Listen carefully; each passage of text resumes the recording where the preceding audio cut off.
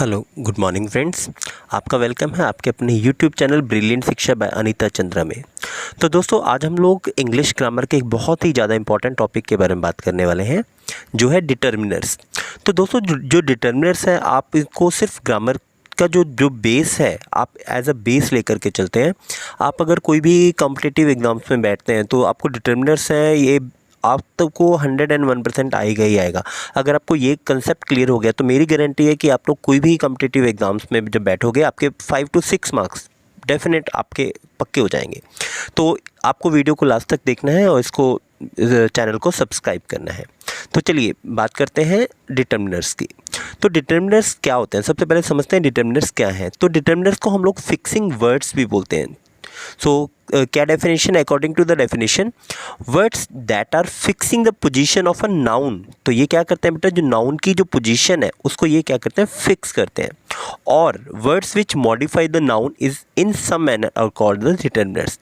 तो डिटर्मिनर्स क्या है बेटा? डिटर्मिनर्स ये वो वर्ड्स हैं जो आपके नाउन की पोजीशन को क्या करेंगे, फिक्स करेंगे नंबर 1, या फिर आपके नाउन को मॉडिफाई करेंगे, उसको क्वालिफाई करेंगे किसी एक मैनर्स में। ओके, तो उनको हम बोलते हैं डिटर्मिनर्स। और दूसरे वर्ड्स में हम लोग बोल सकते हैं, अगर हम लोग थोड़ा सा शॉर्ट में बोले तो हम लोग बोलेंगे what are determiners.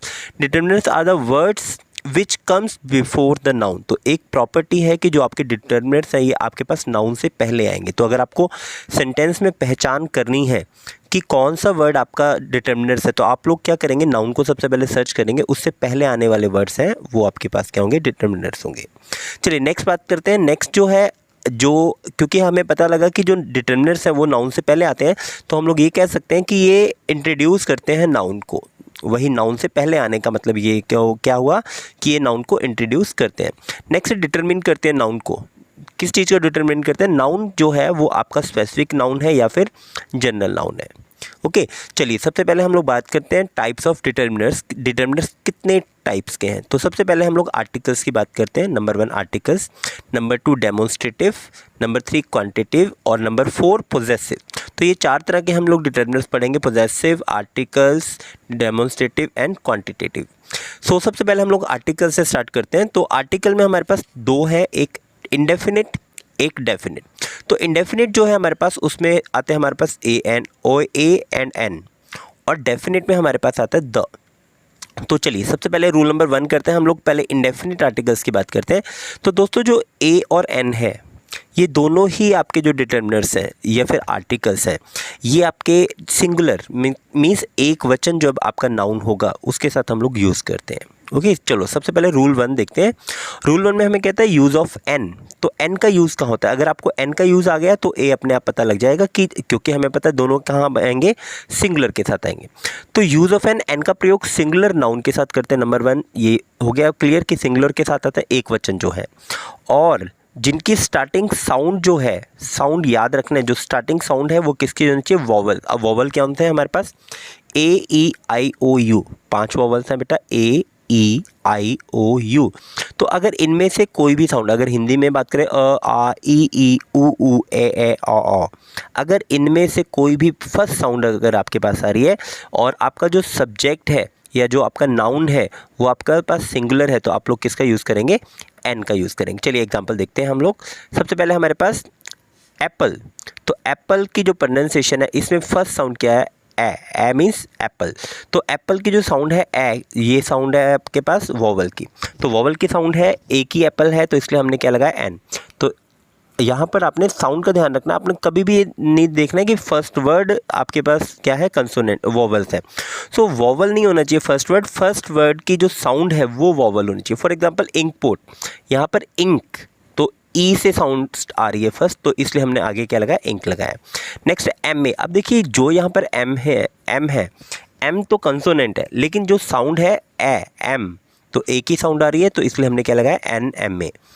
Are, H O U R, first जो एच है, एच में जो आर में जो एच है वो साइलेंट है, बट क्योंकि इसमें साउंड किसकी आ रही है, आ की, तो आपके पास वॉवल की साउंड आ रही है इसलिए हमने क्या लगाया, एन लगाया।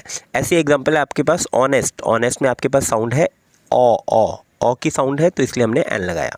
चलिए नेक्स्ट बात करते हैं रूल नंबर 2, यूज़ ऑफ ए। अब ए का जो यूज़ है वो क्या है, तो दोस्तों कहते हैं हमें ए का प्रयोग उस सिंगुलर नाउन के साथ होता है जिसके स्टार्टिंग और फर्स्ट जो साउंड है वो क्या होने चाहिए, कंसोनेंट होने चाहिए। कंसोनेंट हमारे पास क्या होते हैं, ए को छोड़ दो, बी सी डी ई को छोड़ दो, एफ जी एच आई को छोड़ दो, जे के एल एम एन ओ को छोड़ दो, P Q R S T U को छोड़ दो, वी डब्ल्यू। तो ये सारे के सारे आपके पास क्या है, कंसोनेंट। मीन्स 5 वोवल्स को छोड़ के जितने भी आपके पास अल्फ़ाबेट आते हैं वो सबके सब आपके पास क्या है, आपके कंसोनेंट्स हैं। तो दोस्तों जो कंसोनेंट की साउंड आएगी तो वहाँ पर आप लोग क्या यूज़ करेंगे, ए का यूज़ करेंगे, लेकिन जो आपका नाउन है वो क्या आना चाहिए, सिंगुलर होना चाहिए। देखते हैं फॉर एग्जाम्पल अ बुक, तो यहाँ पर ब फर्स्ट जो साउंड है वो क्या है, ब जो साउंड है किसकी है, कंसोनेंट की साउंड है, इसलिए हमने बुक एक बुक है तो इसलिए हमने अ लगाया। अगेन बी ए, तो इसमें भी ब की साउंड फर्स्ट है तो अ आया। तो अ वन आई मैन, तो वन व की साउंड है इसलिए क्या आया, अ यूरोपियन। देखिए इसमें जो वन में और यूरोपियन में जो फर्स्ट वर्ड है वो आपके पास वोवल है, बट जो साउंड है वो आपके पास वोवल की साउंड नहीं है, वो कंसोनेंट की साउंड है। तो हम लोग जब वन आइड मैन के साथ अ लगाएंगे, यूरोपियन के साथ अ लगाएंगे, ठीक है। तो आपने साउंड पे बेस्ड आपने ध्यान रखना है। चलिए रूल नंबर 3 करते हैं आर्टिकल्स के लिए। रूल नंबर 3 में द का प्रयोग किसी नाउन की विशिष्टता प्रदान करने के लिए किया जाता है। मीन्स स्पेसिफाई आपने करना है तो आप लोग द का यूज़ करते हैं।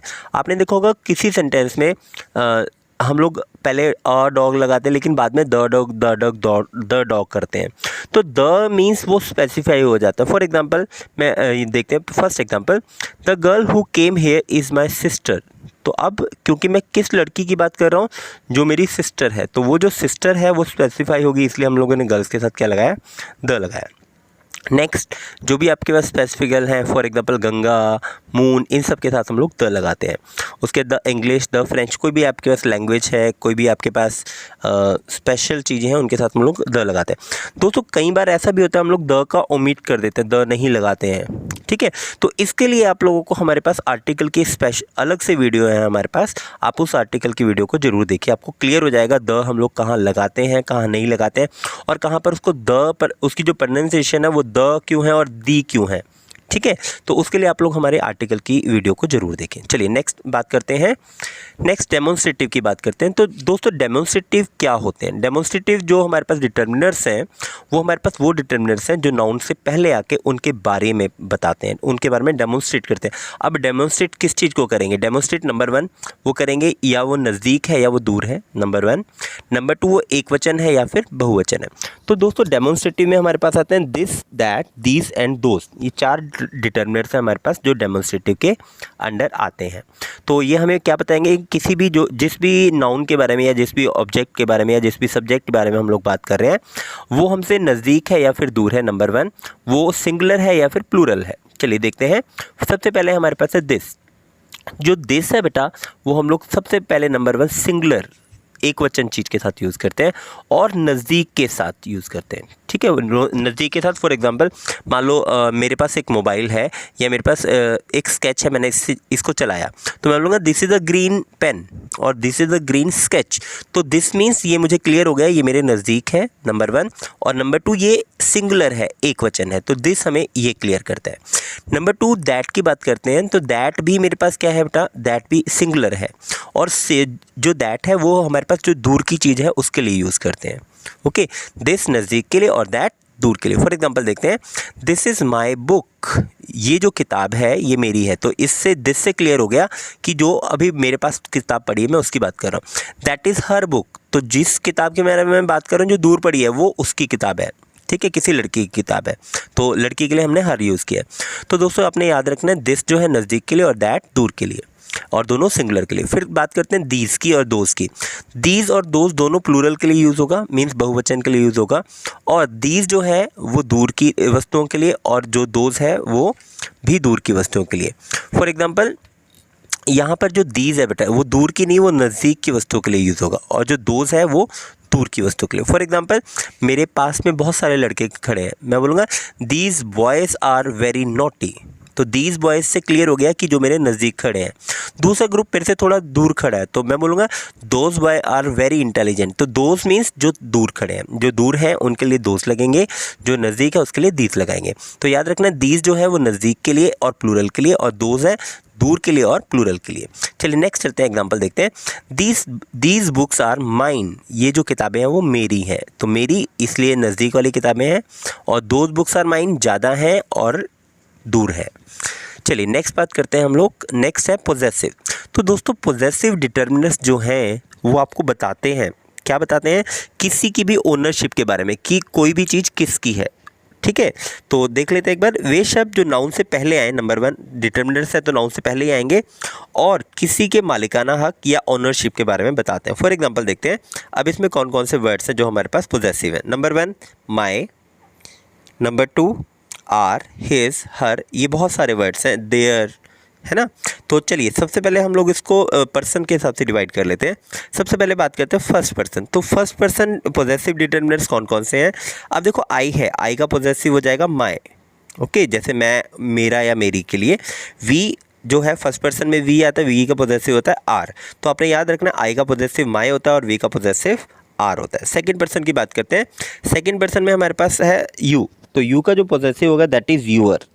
ठीक है, उसमें हम लोग तुम, तुम्हारा, तुम्हारी, आपका, आपकी, ये सारा हम लोग यूअर में यूज़ करते हैं। नेक्स्ट है हमारे पास थर्ड पर्सन। तो दोस्तों थर्ड पर्सन में हमारे पास आता है ही, शी, इट, कोई नेम, दे, देम, ये सब। तो पहले ही की बात करते हैं। जो ही का पॉजेसिव है, ही हम लोग यूज़ करते हैं बॉयज़ के लिए, मेल के लिए। तो ही का जो पॉजेसिव है दैट इज़ हिज। शी जो है वो हम लोग लड़कियों के लिए यूज़ करते हैं, शी का पॉजेसिव है हर। दे का पॉजेसिव दे है, बहुत सारे लोगों के लिए यूज़ करते हैं, दे का पॉजेसिव है देयर। और इट जो है नॉन लिविंग थिंग के लिए यूज़ करते हैं या किसी एनिमल के लिए यूज़ करते हैं, तो इट का है पॉजेसिव इट्स। तो आपने ये पॉजेसिव याद रखने हैं।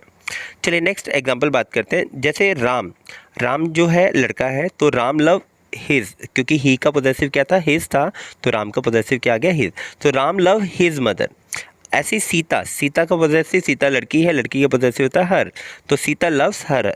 ऐसी दे का देयर, तो they love their her mother. चलिए नेक्स्ट बात करते हैं न्यूमरल डिटर्मिनर्स की।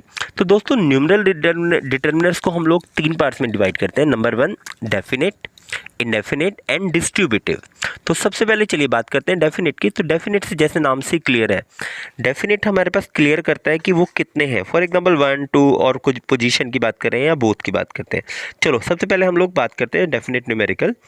इससे निश्चित संख्या का बोध होता है। निश्चित मीन्स हमें पता लगता है कि कितने नंबर्स है। For example Rukmani has 2 sons, तो यहाँ पर 2 से मुझे पता लग गया कि उसके 2 ही लड़के हैं, है ना। तो नंबर क्लियर हो गया, उसके पास डेफिनेट नंबर है। तो जो ये 2 है बेटा, 2 से हमें क्लियर हो गया कि जो हमने डिटर्मिनर्स यूज़ किया 2, यहाँ पर 2 क्या है हमारे पास, डेफिनेट बता रहा है कि रुक्मणी के 2 बच्चे हैं। नेक्स्ट बात करते हैं the fourth boy in a row is the topper. तो फोर्थ बॉय, अब कोई रो में मुझे डेफिनेट हो गया कि हाँ मैं किस के बारे में बात कर रहा हूँ, वो लड़का जो चौथे नंबर पर खड़ा है। ठीक है, तो ये आपके पास डेफिनेट हो गया। Both Mohan and Sohan are absent. अब यहाँ पर बोथ जो है वो डेफिनेट है, वो पक्का मुझे बता रहा है मोहन एंड सोहन दोनों ही क्या है, एब्सेंट है। तो ये आपके पास हो गए डेफिनेट की। इसके बाद बात करते हैं इनडेफिनेट की। तो दोस्तों इनडेफिनेट में आपके पास क्या होता है, इनडेफिनेट न्यूमरल होते हैं जो एक ऐसे नंबर को डिनोट करते हैं जो आपके पास डेफिनेट नहीं है, इनडेफिनेट है, अनिश्चित है। For example some. सबसे पहले सम की बात करते हैं। तो सम जो है हमारे पास वो काउंटेबल नाउन के साथ भी यूज होता है और अनकाउंटेबल के साथ भी होता है, वो हम लोग बाद में बात करेंगे। पहले काउंटेबल की बात कर लेते हैं। काउंटेबल का मतलब होता है, सम का मतलब होता है थोड़ा सा या कुछ। फॉर एग्जाम्पल देखते हैं, there are some people in the park. So there are some, तो ये जो सम है, सम ने क्या हमें यूज़ किया, सम से हमें पता लगे कि वहाँ पर जो पार्क में है वो थोड़े से लोग थे। आई हैव सम कॉइन्स, मेरे पास थोड़े से कॉइन्स हैं। तो ये जो हमने सम यहाँ पर लगाया है वो हम लोग काउंटेबल नाउन के साथ लगाया, क्योंकि पीपल्स को भी हम लोग काउंट कर सकते हैं और कॉइन्स को भी हम लोग काउंट कर सकते हैं। चलिए नेक्स्ट बात करते हैं मैनी। मैनी मीन्स बहुत से। सो मैनी के साथ नंबर 1 आपके पास कॉमन नाउन प्लूरल नंबर का यूज़ होता है। आपने याद रखना है कि मैनी के साथ हम लोग एक तो कॉमन नाउन का यूज़ करते हैं और नंबर 2 प्लूरल का। तो मैनी का मीन्स हमें वैसे ही पता है कि बहुत सारे, लेकिन मैनी किसके लिए यूज़ करते हैं, जिसे हम लोग काउंट कर सकते हैं। For example many girls are absent today, तो गर्ल्स को हम लोग काउंट कर सकते हैं, तो इसलिए हमने इसके साथ क्या लगाया, many. I saw many boy playing, तो मैनी जिन लड़कों को मैंने खेलते हुए देखा उन लड़कों को मैं काउंट कर सकता हूँ। तो मैनी हम लोग काउंटेबल नाउन प्लस आपके पास किसके लिए यूज़ होता है, कॉमन नाउन के साथ। चलिए नेक्स्ट है मैनी अ। तो मैनी अ का जो मतलब है बेटा बहुत से हैं बट वो सिंगुलर है। For example many a flower, flower, अब जो फ्लावर है वो आपके सिंगुलर है, तो सिंगुलर के लिए हमने यहाँ पर अ यूज़ किया है। बट हम बात कर रहे हैं ज़्यादातर फूल जो हैं वो मुरझा जाते हैं, अनसीन, उनको नोटिस नहीं कोई करता है। चलिए नेक्स्ट बात करते हैं फ्यू। अब ये जो फ्यू, अ फ्यू और द फ्यू वेरी इंपॉर्टेंट है। अगर आपको फ्यू, अ फ्यू और द फ्यू क्लियर होगा तो लिटल, लिटल, अ लिटल और द लिटल भी आराम से क्लियर हो जाएगा। तो दोस्तों इसको थोड़ा इजीली, थोड़ा अच्छे से हम लोग समझ लेंगे। तो सबसे पहले फ्यू का मतलब समझ लेते हैं। फ्यू का मतलब है थोड़ा सा या कुछ। तो ये जो फ्यू है ये हम लोग नेगेटिव सेंस में यूज। अब दोस्तों नेगेटिव सेंस का मतलब क्या होता है? नेगेटिव सेंस होता है, फॉर एग्जांपल मैं सबसे पहले तो बात करता हूँ, जो फ्यू है वो काउंटेबल नंबर्स के साथ यूज़ होता है। ठीक है, ये ऐसे नंबर्स के साथ यूज़ होता है जिसे आप काउंट कर सकते हो। अगर आप फ्यू का यूज़ कर रहे हो तो फ्यू मीन्स वो अपने आप नेगेटिव सेंस में हम लोग बात कर रहे हैं। फॉर एग्जांपल मैं कहता हूँ आई बॉट फ्यू बुक्स। तो ये जो फ्यू है इसका मतलब थोड़ी सी नहीं है, इसका मतलब मैंने ना के बराबर बहुत थोड़ी बुक्स ली हैं।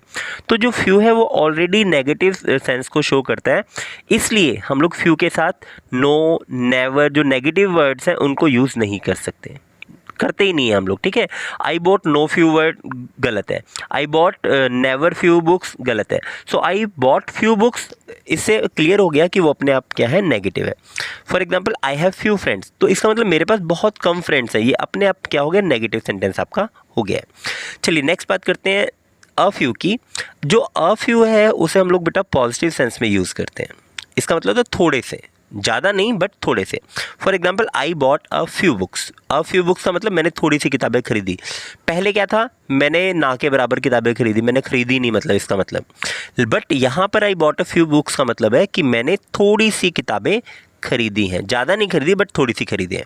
तो ये जो अ फ्यू है बेटा ये याद रखना आपने, पॉजिटिव सेंस में हम लोग इसको यूज़ करते हैं। नेक्स्ट है I have a few friends, मतलब मेरे ज़्यादा दोस्त नहीं हैं बट मेरे दोस्त हैं, थोड़े से दोस्त हैं। She had a few ice creams, तो उसके पास थोड़ी सी आइसक्रीम्स हैं। तो ये आपने याद रखना है कि अ फ्यू जो है वो पॉजिटिव सेंस। नेक्स्ट बात करते हैं द फ्यू की। तो बेटा द फ्यू वेरी इंपॉर्टेंट है। द फ्यू का मतलब होता है कि जो मेरे पास है वो सब का सब, मतलब जिसकी भी मैं बात कर रहा हूँ थोड़ा सा है बट वो सारा का सारा। For example the few I had left me, the few friends, यहाँ पर हम लोग इसको सेंटेंस को मॉडिफाई कर लेते हैं थोड़ा सा। The few friends I had left me, मेरे पास जितने भी दोस्त थे, जो थोड़े से दोस्त थे वो भी मुझे छोड़ के चले गए। I have read the few books I had, तो मेरे पास जो थोड़ी बहुत किताबें थी मैंने उनको पढ़ लिया। I have read the few books, कौन सी बुक्स, जो मेरे पास थोड़ी बहुत थी, थोड़ी सी थी लेकिन मैंने उनको सबको पढ़ लिया है।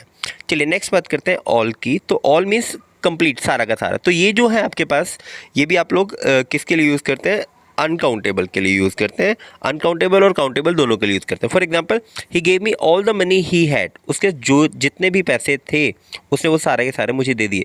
तो आप दोस्तों याद रखना कि आप मनी को काउंट नहीं कर सकते, इसलिए अनकाउंटेबल वाला एग्जाम्पल है।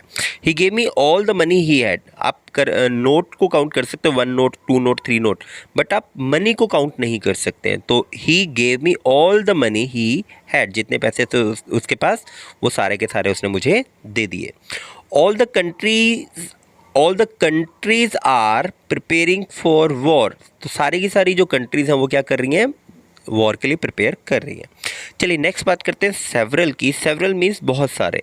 तो ये जो सेवरल का यूज़ है बेटा ये हम लोग काउंटेबल नाउन के साथ यूज़ करते हैं। आपने शायद कभी वो शेफर्ड बॉय वाली स्टोरी सुनी होगी, तो वहाँ पर मुझे आज भी याद है, हम लोग एक वर्ड हमारे टीचर हमें याद कराया करते थे, the lion killed several sheeps. तो उसने क्या किया, बहुत सारी शिप्स को क्या कर दिया, किल कर दिया था। तो सेवरल हम लोग काउंटेबल नाउन के साथ यूज़ करते हैं, जिसका मतलब होता है बहुत सारे, अनेक, कई। I have several books of physics, तो मेरे पास बहुत सारी अनेक किताबें हैं, बहुत सारी किताबें हैं, कई किताबें हैं, किस चीज़ की, फिजिक्स की। सेवरल पीपल डोनेटेड मनी, बहुत सारे लोगों ने। अब ये जो सेवरल है बेटा आपने ये ध्यान रखना है, सेवरल जो हम लोग यूज़ करते हैं वो वैरायटी के लिए यूज़ करते हैं, डिफरेंट के लिए, ठीक है। और जो हम लोग ऑल यूज़ करते हैं, ऑल जो है वो एक ग्रुप ऑफ पीपल के लिए यूज़ करते हैं, ठीक है। For example he gave me all the money means सारी मनी, वो सारी जो मनी है वो एक ग्रुप है। बट अगर मैं बोलता हूँ सेवरल पीपल, वो डिफरेंट अलग अलग पीपल है। जब हम लोग ऑल की बात करते हैं तो हम लोग जो भी जिस चीज़ के भी बारे में बात करें उसे हम एज अ ग्रुप सोचते हैं, उसे एज अ ग्रुप हम लोग बात करते हैं। बट जब हम सेवरल की बात करते हैं, जिसके बारे में भी हम लोग बात करते हैं, वो हम लोग एज अ सेवरल का मतलब ये हुआ कि हम लोग उसे एज अ ग्रुप नहीं बात करते हैं, हम लोग अलग अलग के बारे में बात करते हैं। ओके, चलिए नेक्स्ट बात करते हैं डिस्ट्रीब्यूटिव न्यूमेरल। तो दोस्तों डिस्ट्रीब्यूटिव न्यूमेरल्स में हमें क्या पता लगता है, distribution of the thing object among the people. तो इससे हमें पता लगता है कि जो भी आपके पास थिंग्स हैं, ऑब्जेक्ट है, उनकी डिस्ट्रीब्यूशन के बारे में बात करते हैं। तो ये हमारे पास 4 है, ईच, एवरी, ईदर और नीदर। तो सबसे पहले ईच की बात करते हैं। तो ईच जो है वो हम लोग लिमिटेड सेंस में यूज़ करते हैं। तो ईच का प्रयोग निश्चित संख्या से प्रत्येक हर एक के लिए किया जाता है। तो ईच फॉर एग्जांपल आपके पास मान लो 4 लोग हैं, ठीक है, आप 4 लोगों में की बात कर रहे हो, तो 4 लोगों की जब बात करोगे तो 4 लोगों में से हर एक की बात करोगे तो आप लोग ईच का यूज़ करोगे। ठीक है, एग्जाम्पल देखते हैं, each boy get a price. तो ईच बॉय मतलब अब मेरे ध्यान में ये है कि हाँ वो सारे लड़कों को प्राइज़ मिल गया जो भी वहाँ पर थे। तो दोस्तों एक और वीडियो में हम लोग ईच, एवरी, इन सब को क्लियर करेंगे। वहाँ पे आपको एक बहुत इजी सा फॉर्मूला मैं बताऊंगा अब, क्योंकि नहीं तो अगर मैं इस वीडियो में बात करता ये वीडियो थोड़ी लंबी हो जानी थी। तो हम लोग उस वीडियो में बात करेंगे, तो आप उस वीडियो को जरूर देखिए। चलिए नेक्स्ट बात करते हैं। नेक्स्ट एग्जाम्पल है, each guest shake hand with each other. तो हर एक गेस्ट ने क्या किया, हर किसी से हैंडशेक किया। तो यहाँ पर जो ईच है वो हम लोग सिंगुलर नाउन के लिए यूज़ करते हैं। देखिए यहाँ पर ईच बॉय, अगर आप देखोगे बॉय जो है आपके पास क्या है, सिंगुलर नाउन है। ये देखिए बॉय जो है सिंगुलर नाउन है, गेस्ट है सिंगुलर नाउन है। तो जब हम लोग ईच यूज़ करते हैं वो हम लोग सिंगुलर नाउन के साथ यूज़ करते हैं। चलिए नेक्स्ट देखते हैं, एवरी। एवरी मीन्स सभी के सभी। तो इसमें हम लोग सिंगुलर और काउंटेबल, ये यहाँ पर जो एवरी है वो लिमिटेड नहीं होता, ये ध्यान रखना। Every country is against war. तो सभी के सभी जो कंट्री हैं वो क्या है, वॉर के अगेंस्ट है। तो ईच और एवरी में भी सेम वही चीज़ है। एवरी में जब हम लोग बात करते हैं वो हम लोग सिंगुलर की बात नहीं करते। जब हम ईच की बात करते हैं तो हम लोग हर किसी के इंडिविजुअल की बात करते हैं। So every country is against war. I go for a walk every day. तो हर दिन, अब वो हर दिन मतलब मैं संडे के बारे में नहीं सोच रहा हूँ, मंडे के बारे में सोच रहा हूँ, मैं सारे के सारे दिन के बारे में सोच रहा हूँ। चलिए नेक्स्ट बात करते हैं, ईदर। ईदर मीन्स होता है 1 आउट ऑफ 2। तो जब हम किन्हीं 2 की बात करें, दोनों में से कोई एक, ठीक है। For example either pen will do the writing. अगर मेरे पास 2 पेन है, दोनों पेन में से कोई भी पेन से मैं राइटिंग कर लूँगा। अगर मान लो फॉर एग्जांपल मेरे पास 2 लड़के हैं, मैं 2 लड़कों में से किसी को भी भेजना चाहता हूँ, तो ईदर बॉय विल प्ले। दोनों में से मुझे अगर किसी को खिलाना है तो मैं दोनों में से किसी को भी खिला सकता हूँ। तो हम लोग किसका यूज़ करेंगे, ईदर। अगर मैं बोलूँ कि दोनों में से किसी को नहीं खिलाना, तो neither will play. Okay, either book is good. तो इसका मतलब आपके पास 2 बुक्स हैं, दोनों में से कोई भी गुड है, अच्छी है। तो ये ध्यान रखना है, जो ईदर है वो भी हम लोग सिंगुलर, उसको भी एज अ सिंगुलर लेके चलते हैं बेटा। नेक्स्ट है नीदर। नीदर मीन्स दोनों में से कोई नहीं। तो यहाँ इसको हम लोग नीदर को नेगेटिव सेंस में यूज़ करते हैं। For example, neither news is true. अगर आपके पास 2 न्यूज़ हैं, दोनों में से कोई भी न्यूज़ आपके पास ट्रू नहीं है, तो नीदर भी आपके पास क्या है, आप लोग इसको किस में यूज़ करेंगे, सिंगुलर फॉर्म में यूज़ करेंगे। नीदर ऑफ योर फ्रेंड केम। तो आप में का कोई भी दोस्त, जो 2 दोस्त थे जिनको आप बुलाना चाहते थे, तो उनमें से कोई भी नहीं आया। चलिए नेक्स्ट बात करते हैं, क्वांटिटिव डिटर्मिनर्स। तो इसको हम बोलते हैं एडजेक्टिव ऑफ क्वांटिटी। सो इसमें आपके पास है some, any, no, much, more and little. तो चलिए सबसे पहले सम की बात करते हैं। लास्ट टाइम हमने जो किया था, हमने किया था काउंटेबल। बट जब हम लोग क्वांटिटी की बात करते हैं तो क्वांटिटी में हम लोग सम को अनकाउंटेबल नाउन के साथ यूज़ करते हैं। तो अनकाउंटेबल नाउन पहले समझ लेते हैं क्या होता है। अनकाउंटेबल नाउन दोस्तों वो वर्ड होते हैं जिनको आप लोग काउंट नहीं कर सकते। फॉर एग्जाम्पल, मिल्क को आप काउंट नहीं कर सकते। राइस, शुगर, तो इन सब चीज़ों को आप लोग काउंट नहीं कर सकते। जिन चीज़ को आप काउंट नहीं कर सकते उनके लिए आप लोग किसका यूज़ करेंगे, सम का। तो इसका मतलब था थोड़ा सा, सम मीन्स थोड़ा सा। There is some water in the jug. तो पानी में थोड़ा सा जग था, लेकिन उस जग को आप काउंट नहीं कर सकते, इसलिए हमने क्या यूज़ किया है, some. I gave you some money. मैंने आपको थोड़े से पैसे दिए, लेकिन उस पैसे को काउंट नहीं कर सकते, इसलिए थोड़े से के लिए हम लोग ने सम का यूज़ किया। नेक्स्ट है एनी। एनी मीन्स कुछ या कोई। तो हम लोग याद रखना है, जो एनी का यूज़ है वो नेगेटिव और इंटेरोगेटिव सेंस में हम लोग करते हैं। For example, we do not have any book. हमारे पास कोई भी बुक नहीं है। ओके, तो जो यहाँ पर यूज़ हुआ है एनी का, वो नेगेटिव मीन्स एनी मीन्स कोई भी नहीं। Is there any person in home, तो ये आपके पास इंटेरोगेटिव है, क्या घर में कोई आदमी है।